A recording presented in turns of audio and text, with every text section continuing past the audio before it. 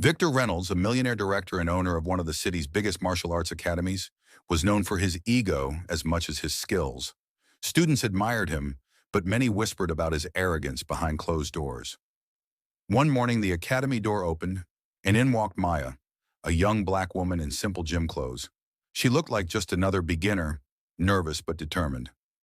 Victor glanced at her, smirked, and said loudly enough for everyone to hear, "You sure you're in the right place?"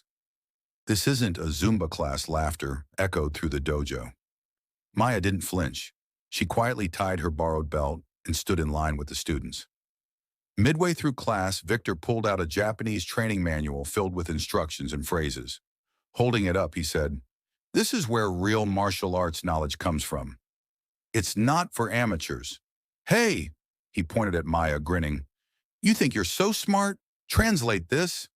The room fell silent.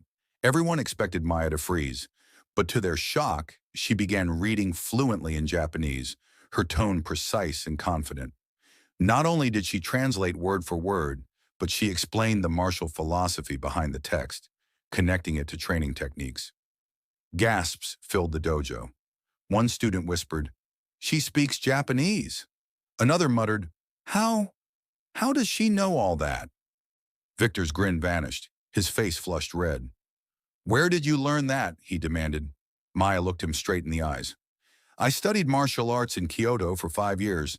I came here because I wanted to see if your academy lived up to its reputation." The students' jaws dropped.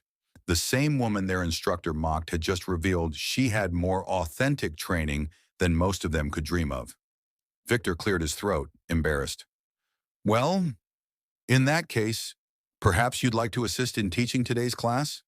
Maya didn't smile. She simply bowed respectfully, then stepped to the front.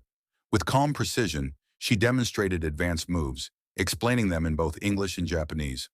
The students followed eagerly, inspired.